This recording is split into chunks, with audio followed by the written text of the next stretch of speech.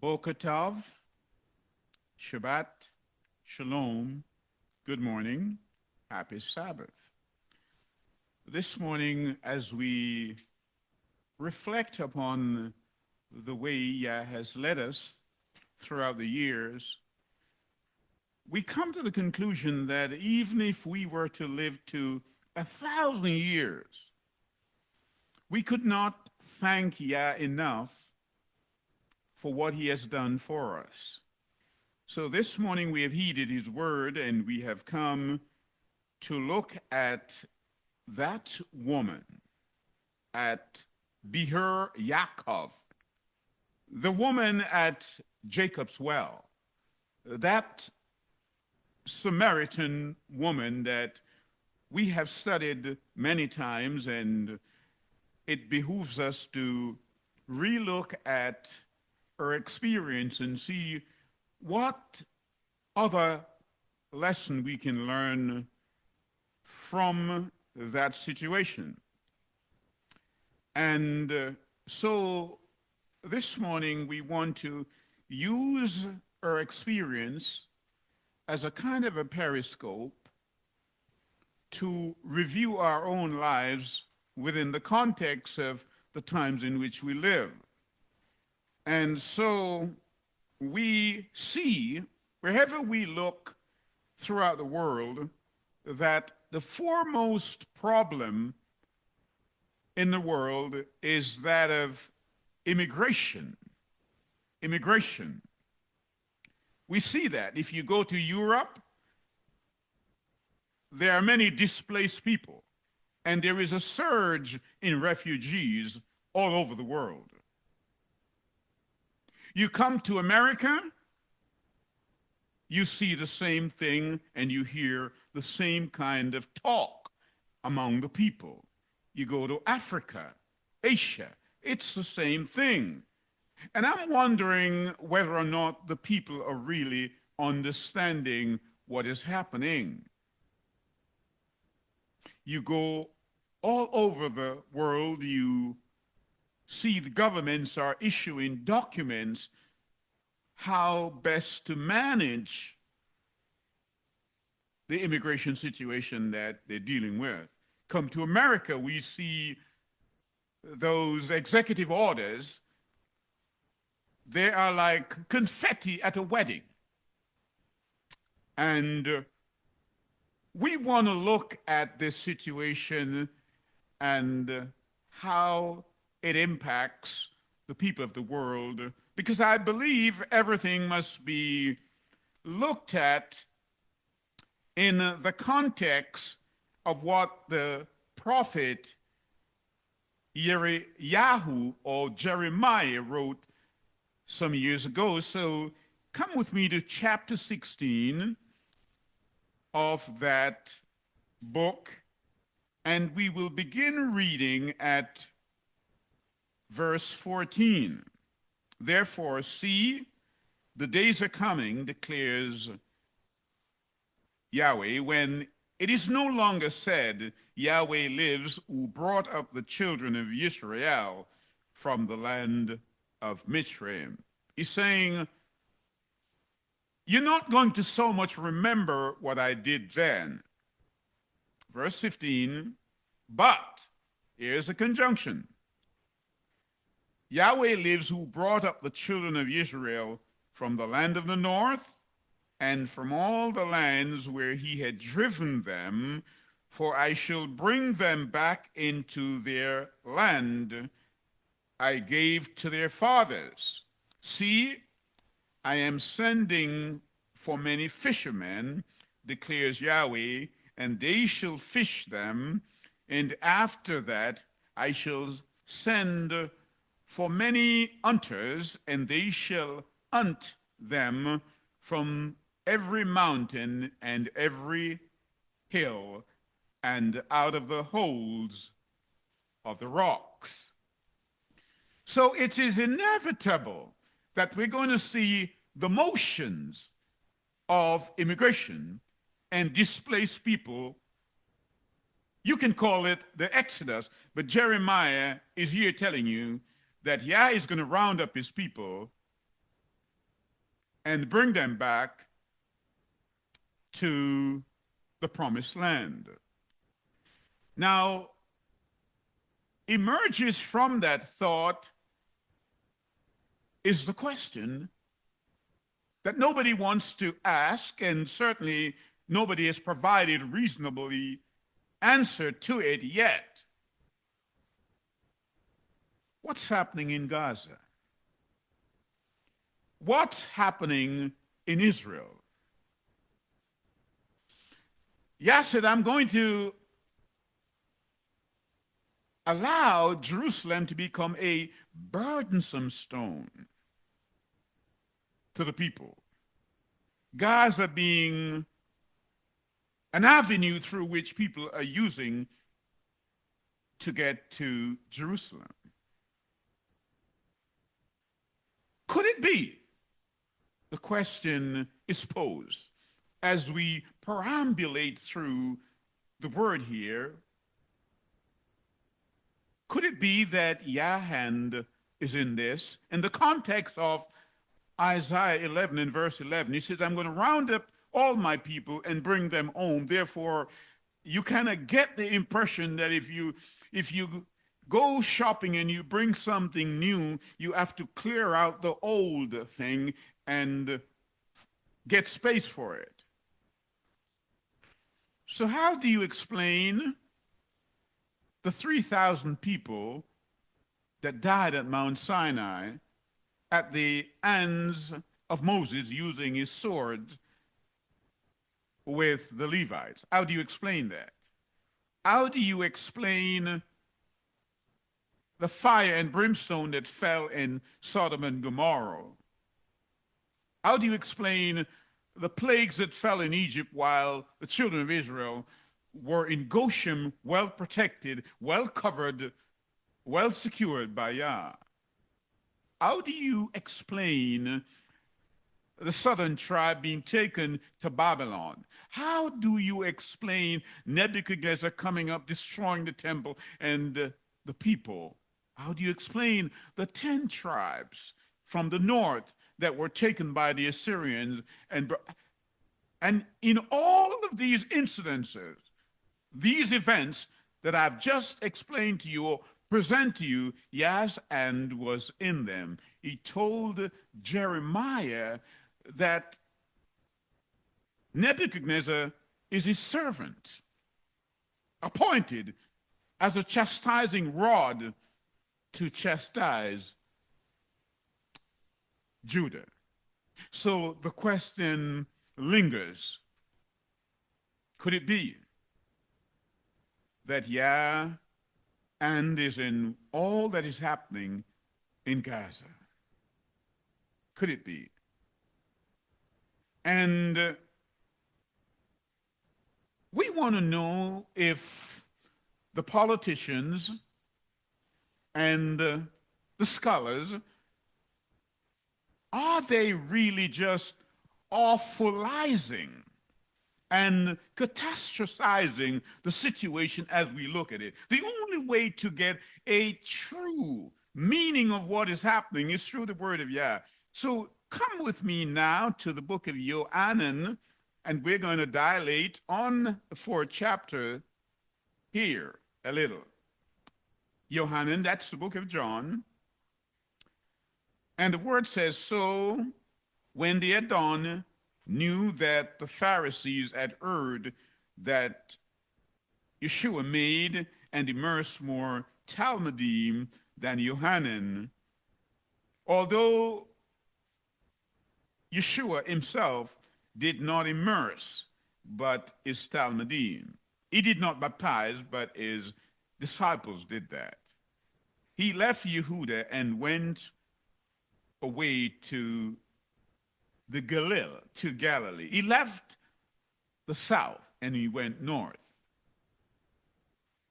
And he had to pass through Shemiran. He had to pass through Samaria.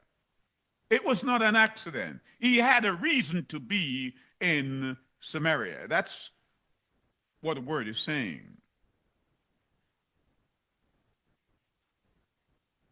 So he came to a city of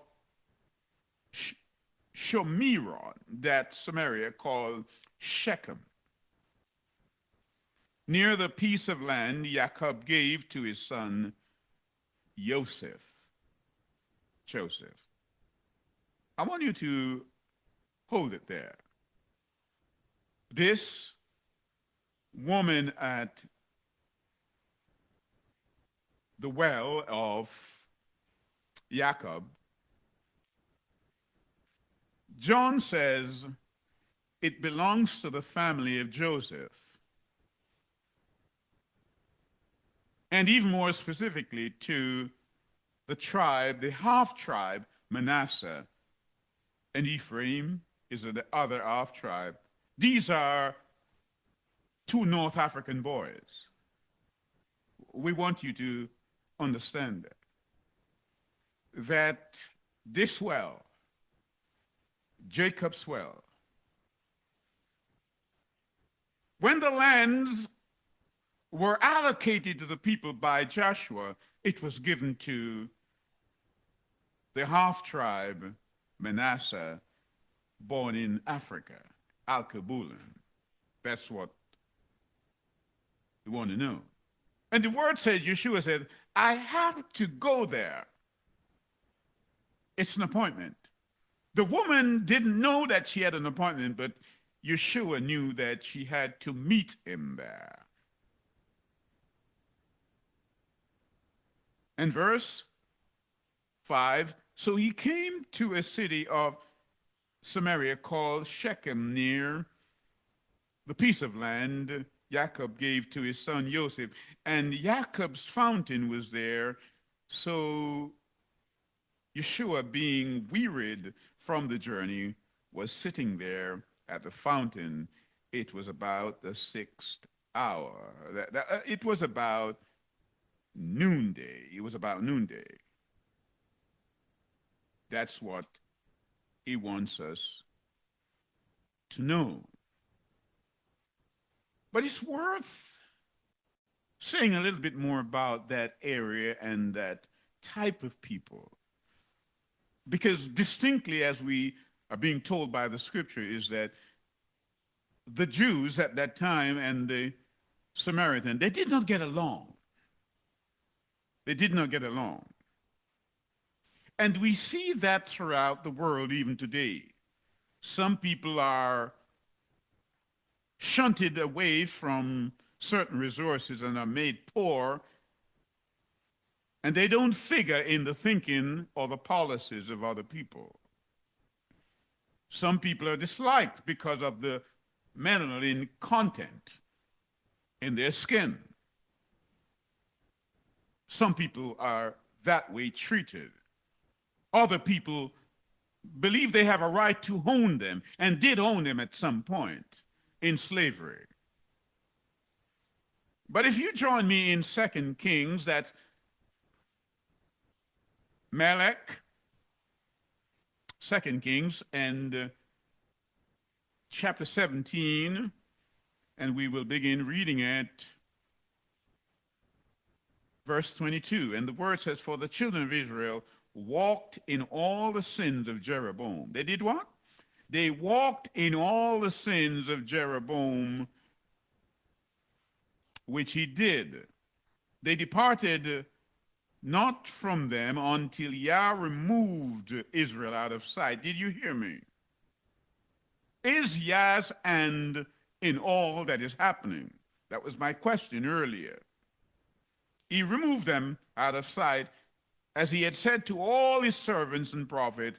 So was Israel carried away out of their own land to Assyria unto this day.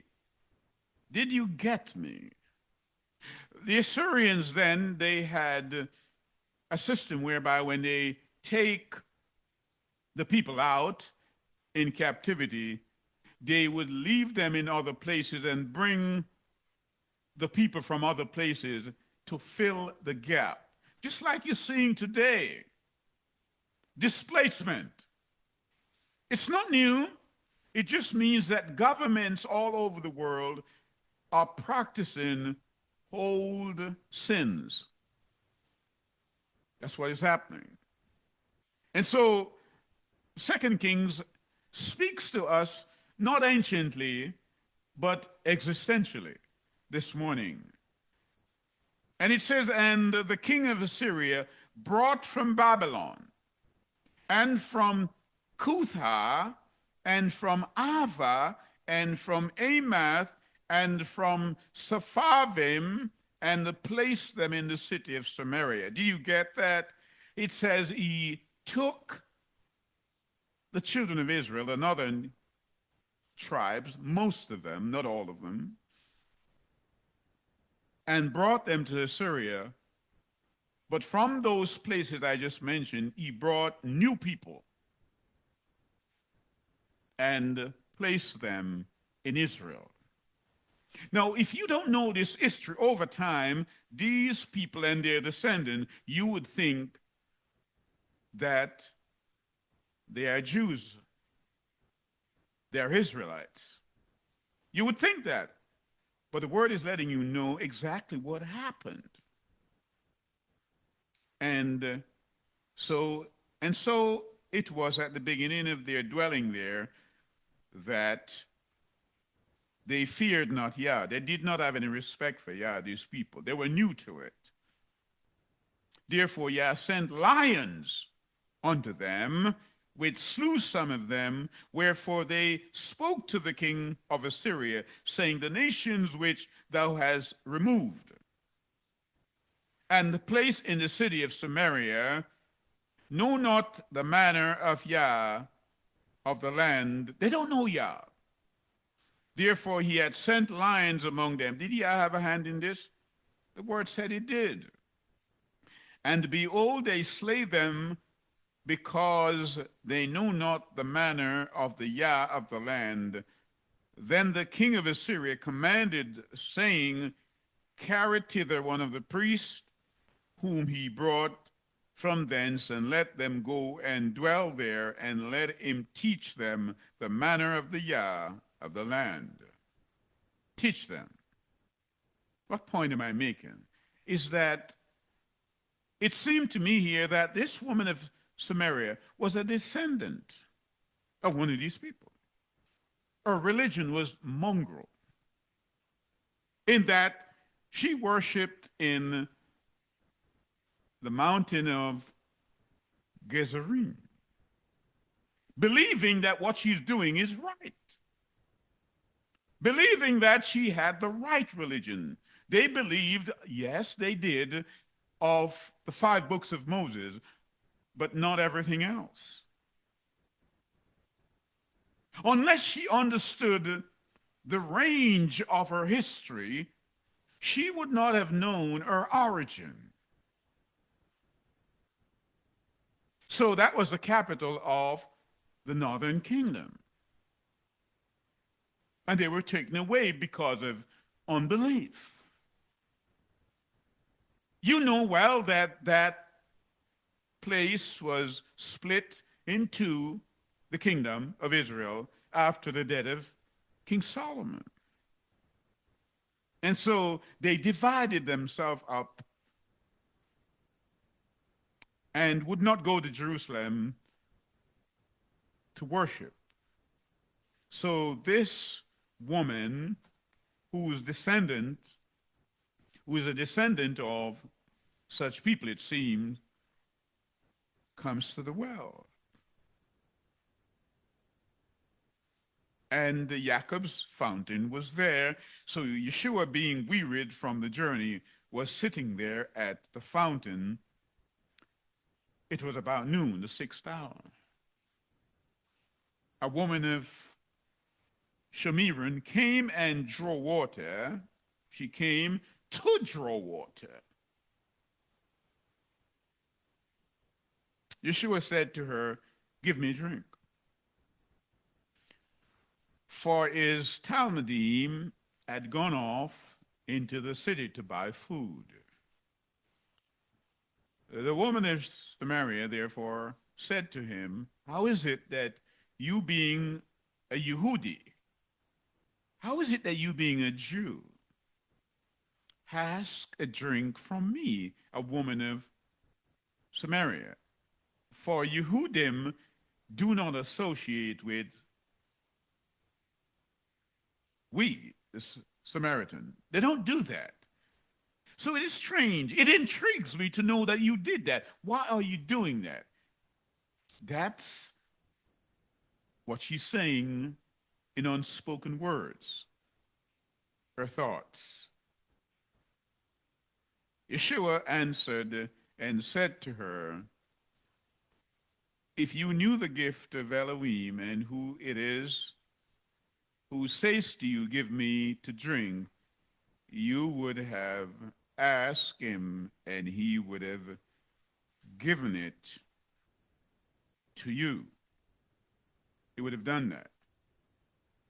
And so the situation was this, that the Samaritans, their worship was not in line with what Yah required from them, not at all. And so they were doing things out of sync, out of line with what Yah required from them. After King Philip, that is, of Macedonia, had died and his son took over, that is Alexander the Great, during that period of time, and he took Syria and began to wax very hot. We had a situation when, according to Josephus, the historian, that there was a Manasseh who was the brother of Jaddua, the high priest. These are historical facts. And this Manasseh was being urged to divorce his wife in order for him to approach the altar of the high priest. His brother was the high priest, but he was married to none other than the daughter of Sanballat.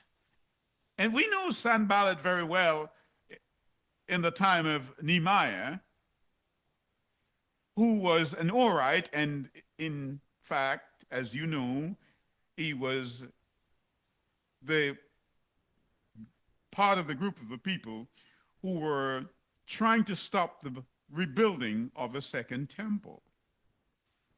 So this young man was married to Sanballat's daughter. And the people told him that if he didn't divorce her, her name was Nikeso. If you didn't divorce her, then you would have to give up your sacerdotal dignity. You would have to give up your office in the church, in the temple. You can't be married to this woman and still be speaking to us from the Torah. So he went and he complained to Sanballat. And Sanballat, because of his connection, was trying to get approval from Darius. But as you know, historically, as we read in the book of Daniel, Darius by then had gone into war with Alexander the Great, the ram and the eagle. That's what we're dealing with. I'm just giving you the background to Samaria, what happened. So Darius felt that he would have victory, but he died. And so Alexander the Great took over and gave permission for the temple in Mount Gerizim to be built. And so this woman who come, that's the history of her experience. That's the history of her experience. And so she wants water And Yeshua wants to give her water, but not the type that she had intended to draw at noontime. Now, most people have read this narrative and they have conjectured all kind of things about this woman. Some say she was a prostitute, some say other things, but we're trying to glean who she was. And that's why we looked at her background and where it's leading to. Because that water here that Yeshua gave to her is the same water that we see in Revelation that our sister read this morning. That water of life that comes out of the throne room. But contemporary eyes and contemporary mind have conceived and has somehow locked this into Ezekiel chapter 47. And they believe that this is going to be the new temple that is to be built in Israel. Are you with me? And they have conjectured, and I say that, believing that after that temple is built, this water here that flows out is coming from that temple. Two things there that caught my eye and should catch your attention too is this. That temple, if and when it's built, will restart animal sacrifices. Then I must ask you, what then do we do with the work that Yeshua had already done as the lamb slain? Are we going to rehearse all the things that were done during the time of Moses? We know that the blood of bulls and goats cannot do it. And secondly, when we read the book of Revelation, chapter 21 and chapter 22, we see that there is no temple there. So this water that is coming from that temple is coming from Yeshua himself. He is the temple. The word says that there is no, John said, I did not see any temple because Yeshua is the temple. And so let's come back to this situation here that is presented to us. Yeshua says, give me a drink. How is it that you, being a Yehudi, ask a drink from me, a woman of Samaria? For Yehudim do not associate with the Samaritans. Remember, Israel is one. Yah has one flock. We're told that America is one nation under Yah, indivisible. Yet we have divisions like we've never seen it before. And so they're rounding up people now and sending them back home. Even as Pharaoh said, let us deal wisely with these people in case they multiply and align themselves with another group of people and come against us. And I hear the word said, and there was a Pharaoh who knew not Joseph. And you ask yourself the question, how could there be a Pharaoh in Egypt who did not know that Joseph was prime minister in Egypt and all the good work that he did? Can we contemporize that? What if there should be a president who appear in America at some point and did not know who Thurgood Marshall was, who did not know who Dred Scott was, who did not know who Martin Luther King was, who did not know who Sojourner Truth was, who did not know who Harriet Tubman was. What if the same president did not know who Marcus Garvey was? And if he did not know who W.E. Du Bois was? What a calamity. He did not know who Carver was. And so that's what we're seeing. We forget the history. We forget those men, the sounds of the men working in the chain gang, who built your penitentiary, and they built your schools and your White House. And their descendants, you're sending them home? And you want it to be known that those who are here illegally, if their children are born here, they will not have the citizenship of America? How? How will Yah respond to this?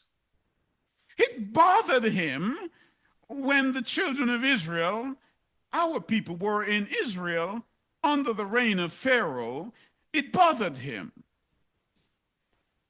Will it not bother him even more now? Will it not? And what about Herod? Herod said, I want to kill all boy babies on the two.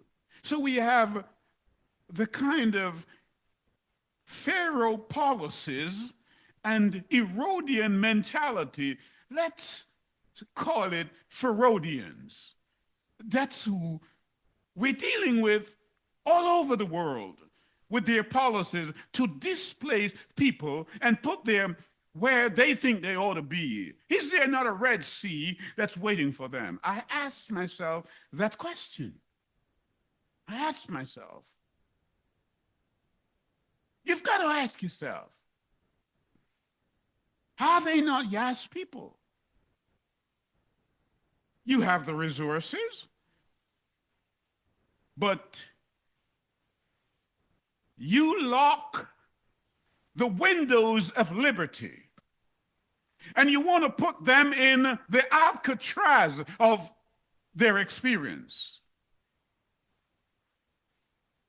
How will the sovereign Yah respond? And so the woman, she wants to know, even as I want to know. Inquiring mind wants to know. The woman said to him, Adonai, you have no vessel, and the well is deep. From where then do you have living water? Because Yeshua said, I'll give you living water. And she's intrigued by a statement.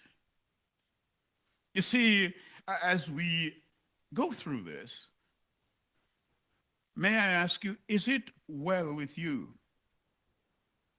And perhaps you missed what I said, but I'll ask it again. Is it well with you? Because prior to this, we see Rebekah, Abraham's servant, Eliezer, found a wife for the promised seed, Ishmael, at a well. We see Moses found his wife at a well. We see Jacob found his wife Rachel at a well. Is it well with you? And so the passage here is teaching us about marriage, which we're going to be looking at in a minute, because the question comes up in the passage, marriage. Is it well? And so throughout, we see the well. The bride comes to the well. We're seeing it. The woman said, you have no vessel, not knowing that Yeshua is a vessel that never runs dry. She didn't understand that. Are you greater than our father Jacob? And she didn't understand the history that Jacob had met Yeshua in Genesis. He slept on a stone. That stone was Yeshua at that time when he was blessed. And he called the place Peniel. And so if you're looking at this and you're not looking at it with your pineal gland, you are not looking. Jacob named the place Peniel. And he saw angels going to and fro, up and down, delivering messages. So she said, are you greater than Jacob? Yeshua could have answered and said, are you for real? Am I greater than? I'm his creator. And so she said, it was Jacob who gave us this well, as if Yeshua didn't know. And he himself drank from it. Everyone drinking of this water shall thirst again, says Yeshua. Everyone. That's his response to her. But whoever drinks of the water I will give him shall certainly never thirst, and the water that I give him shall become in his a fountain of water springing up into everlasting life. What a trade. You come to the well for water, and you meet somebody there who wants to give you living water. That's why I always believe that baptism should be in living water, not dead pool water. That's my belief.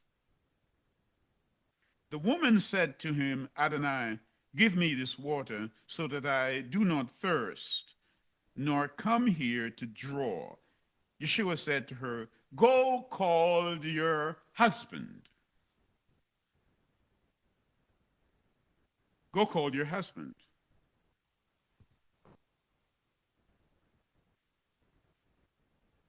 That's what Yeshua says. So, what is having a husband having to do with a drink of water? I'm reading from verse 15. And verse 16 says, go call your husband and come here. The woman answered and said, I have no husband. Yeshua said to her, you have well said, no pun intended. I have no husband. For you have had 5 husbands, and the one whom you now have is not your husband. You have said it's true. Sir, what you say is true. And so that leaves me with a few questions. not least of which, how can a woman who has been married 5 times not have a husband? How could that be? And the one with whom she now lives,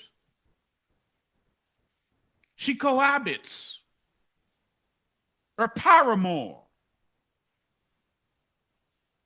is not hers. 6. How comes? Well, we answer that. One of the ways to answer that, and perhaps the preeminent way to answer that, is Genesis 2:24. That a man must leave his mother and father and cleave to his wife. And may I emphasize that his first wife, the wife of his youth. The wife of his youth. And do not live treacherously with her. So Yeshua, and I want you to watch here the tactfulness and indeed the condescension. The King of Glory is speaking to an ignorant woman. Hear me. And then he tells her he is the Messiah, but to others, the Pharisees, he speaks to them in parables. He who is speaking to you, I'm the Messiah, said he. But when the Pharisees, the self-righteous ones, asked, he spoke to them in parables. Here's my point. Sometimes we go to these great edifices and we expect to hear great things from great men with advanced degrees. Well-educated men from great universities, but unless Yah gives it to you, you are like midnight. That's your day, midnight. And so the passage before in chapter 3 of John, Yohannan, we saw a dean of the dormitory there. He's called Nicodemus. And he had a nocturnal experience where he had seen some of the things that Yeshua had done, and he came and said, Master, there's no way you could have done all these things except Yah gives you the power to do that. So you're a man of Yah. Hear me. Nicodemus is an Israelite. Not only an Israelite, he's a Jew. Not only a Jew, he's a leader. But Yeshua wants him to know that all of that heritage, all of his biology and his psychology and his theology cannot get him into the kingdom.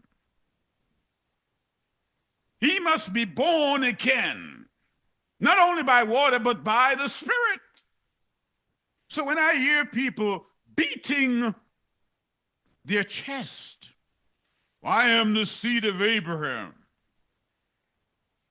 I hear Paul shouting from a distant over in Rome, from Galatians 3:25, and letting them know, if you be in Yeshua, only then may you call Abraham your father.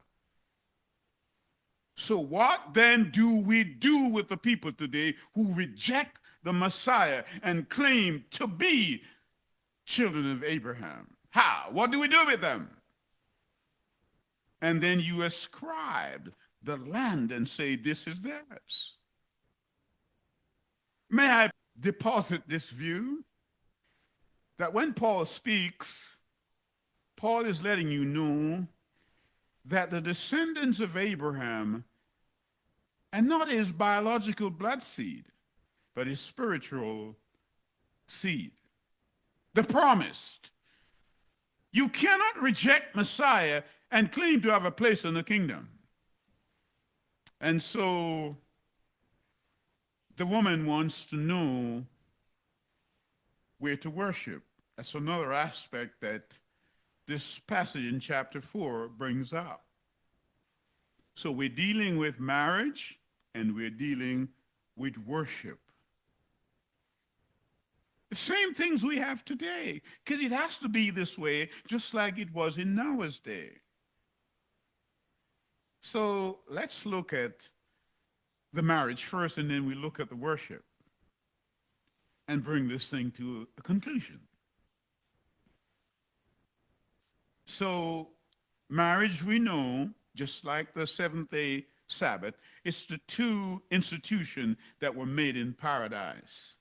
And these are the two pillars that hold up the society. And so if they're trodden underfoot, then the society is bound to fall. We better understand that. Institution of marriage and the seventh-day Sabbath. And Yah said, remember the seventh day to keep it holy. The nations of the world, they say, no, it's a good business day. You know, that's when we make all our profit. How can you be making profits for your purse, but no profits for your soul?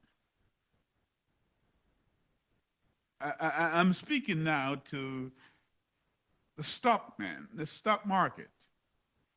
You have stocks, but you have none in your own soul. What an irony.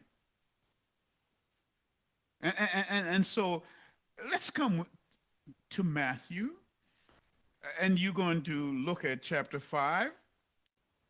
And because we're dealing now with the issue of marriage, because Yeshua is obviously raised this thing to teach us something. You know, call your husband. And the woman said, I have none. And Yeshua said, you went down to get married 5 times. And right now, the man you're living with, you have a right, you know, to come to the well at noonday so nobody would see you because of the lifestyle you have. And so he's addressing it. Call your husband. And so when we read now Matthew chapter 5, and come with me to about verse 31. And the word said, it hath been said, whoever shall put away his wife, let him give her a writing of divorcement. But I say unto you, he's quoting Moses. Now he said, this is what Moses did to you. Put away your wife. Now, can I say something about that? Because I'm trying to make the distinction between putting away and divorce. Well, what do you mean? You'll see in a minute. In Moses' time, the people were putting away their wives without a certificate of divorcement. And so when you did that, you allow the other person to fall into adultery if someone else should marry them. And you will see with the perspicuity of the Ruach in a few minutes what I mean by that.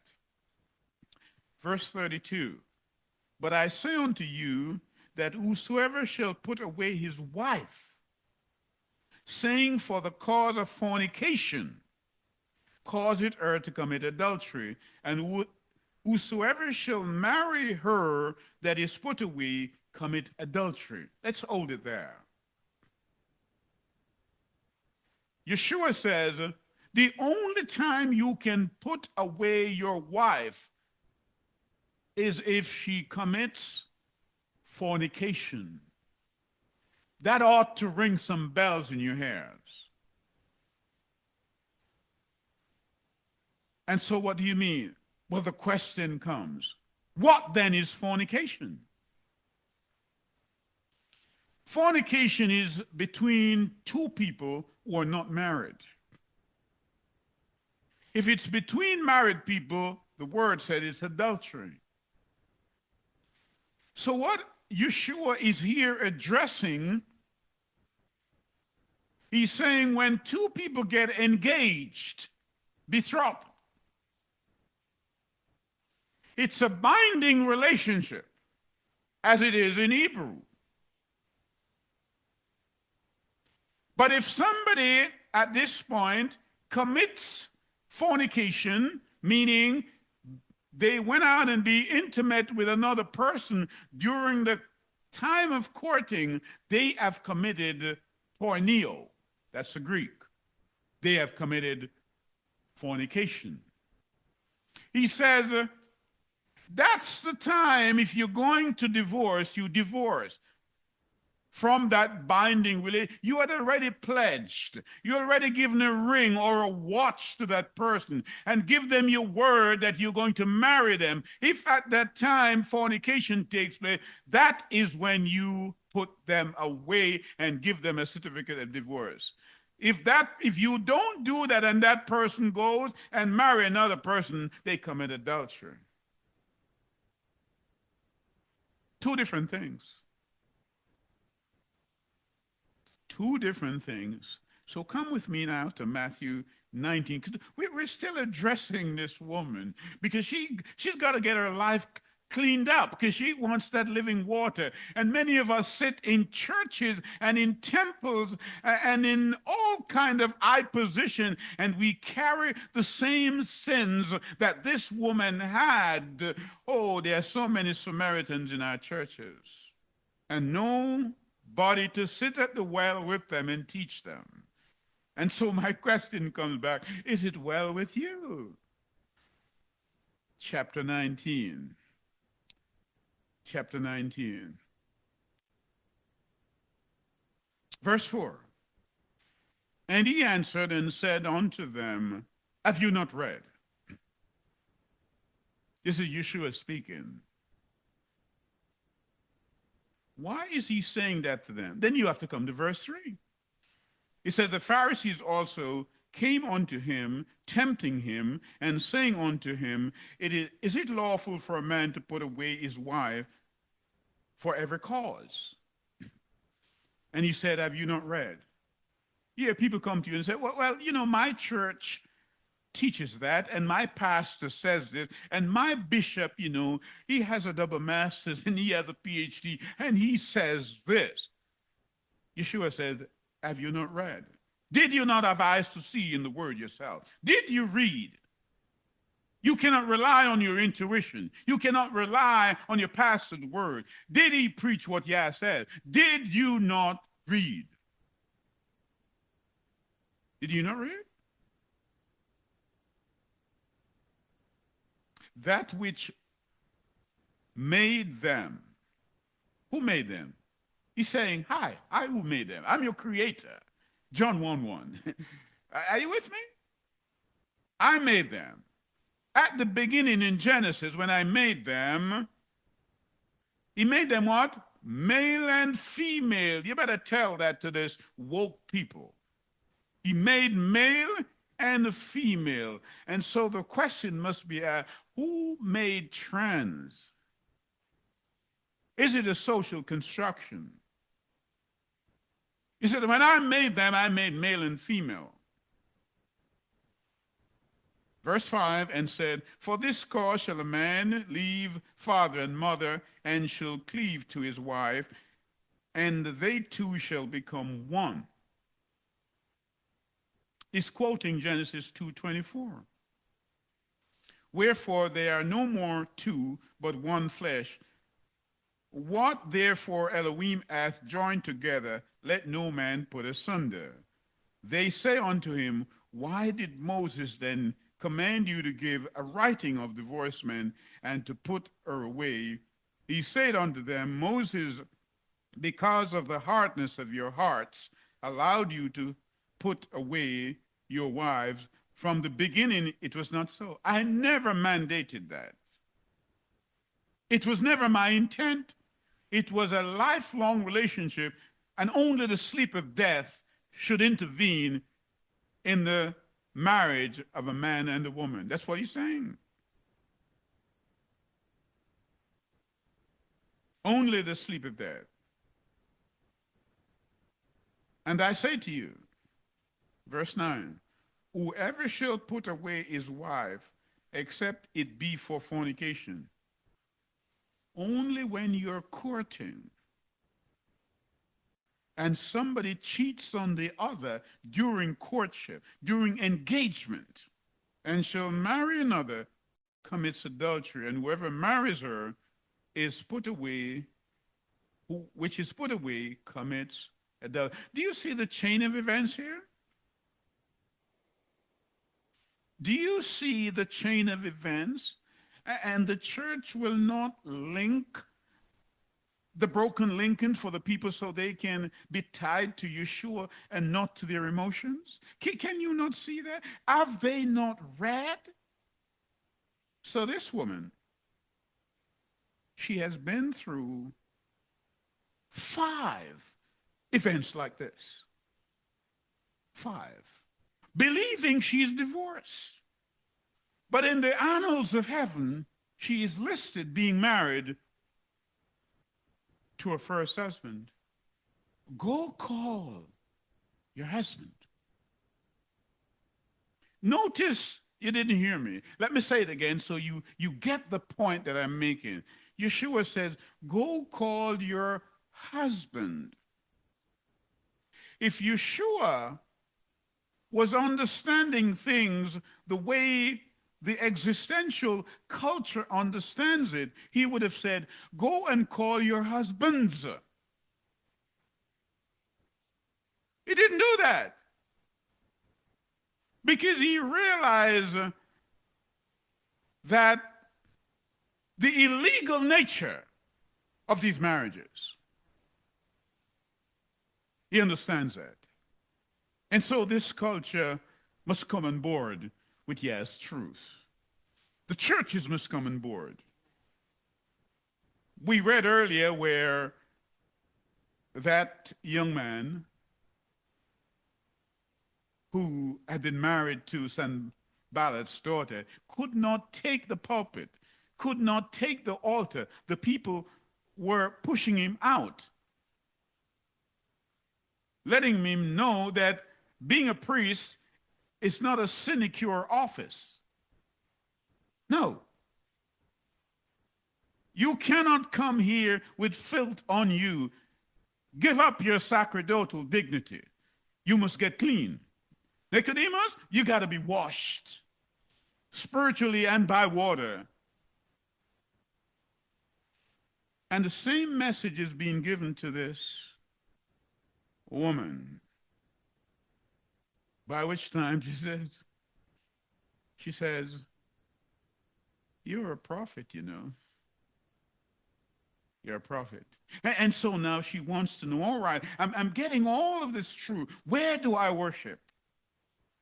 You men, you Jews, you do it in Jerusalem, but we do it up there. She doesn't understand her history. She doesn't understand 2 Kings chapter 17. Many of today's people do not understand their history of the medieval church, the church of Thyatira, and even before that, the church of Pergamon, that Constantine changed all the laws and principles, stopping the Sabbath and the feast days from being kept, and the reform that took place during the period of the Reformation, and the fact that those churches that came out, the denominational churches came out, they remained very Romish. And that's what Revelation chapter 12 and verse 70 is addressing, that the remnant of those people, the remnant of that particular group, that large group, are the ones who keep the commandment and have the testimony of Yeshua. And so she wants to know, do we do it in Jerusalem or do we do it in Mount Gerizim? He says, woman, the hour is now. It's when? Right now. That the true worshipers, he qualifies it. So if you're not doing now what he's about to say, you're not a true worshiper. You're false. You are what? False. the true worshipers of Yah. They do it how? In spirit and in truth. You cannot say the Sabbath is done away with and you're not keeping the Sabbath and you say you're worshiping in truth. You cannot keep preaching that Yeshua was crucified on Friday and think that's true when he was crucified on Wednesday. You cannot say the feast days are done away with and say you're preaching truth. You cannot continue to call him Jesus or Lord as if he's a baron of Britain. He said, my sheep will know my name, Yahusha. You cannot keep Christmas and abandon the feast day, and keep Easter and abandon the feast day, and say you're preaching truth. He said, you must worship me in spirit and in truth. You violate your own beliefs, your own profession of faith. You violate it, and you do violence to your own conscience. So he's saying, even if you're under a tree, you're in a house, wherever 2 or 3 people are gathered, and I mean even by the riverside, even on the beach, where 2 or 3 are gathered in my name, I'm going to be there. My presence is going to be with them. It's not the great edifices. It's not the great cathedral. He wants her to know that even the great cathedral, if they're doing it wrong, they're an offense to him, and it sends a stench to his nostrils. That's what he's saying. And so the woman said, whew. She left her water pot, and she went away and told others. Those who know should always tell those who don't know. That's how it is. A Samaritan woman. Are you with me? So now she becomes the 7th husband, but the only one, by way of acceptance. A completion. Her life is now complete. That's why she went out and called other people. She is a changed being. That's why in the story of the Good Samaritan, he made himself, that's the condescension I talked about. He made himself a Samaritan. Everybody else passed by, but he's not going to pass by. Everybody else saw the woman at the well and passed by, but he stopped. Call your husband. But her husband was right there. That's Yeshua. I'll be a husband to you if you don't have any husband, he said. And so, as we bring this thing to its close, let's not look at this woman of Samaria as if she is some abstract person. It's none other than myself, yourself. We carry those baggages, denominational, institutional baggages, and we bring them into the church. And because our assemblies are perched upon the hill, elaborately, great seats, great priests that Jeroboam appointed. Yah says, let that not be your focus. It has to be the word. John 10:35. It cannot be broken. Cannot be broken. You must worship me in spirit and in truth. In truth. So, what we're seeing here is this. Whether you have a glorious cathedral or not, cultured in outward forms. And the ceremonies that people put on to make themselves look good. Yes, it doesn't cut it with me. But the feeblest gathering of 2 people or 3 people in my name in a house, like this one, that's what I go for. Samuel, I search the hearts and not the outward appearances. May we hear his word. May we accept them for what they are. And may our condition and our circumstances and our character be changed. If we be a Nicodemus or we be a woman at the well, help us to be like a David, a man after his own heart. In Yeshua's name I pray. Amen.